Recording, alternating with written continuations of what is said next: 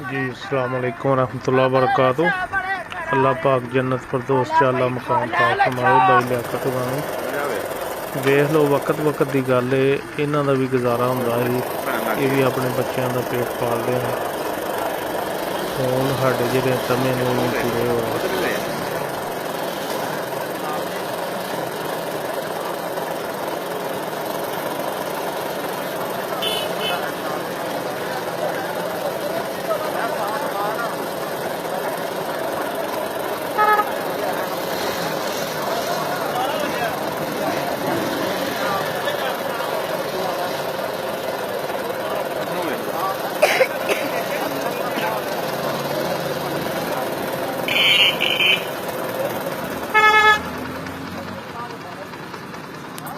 Pedro,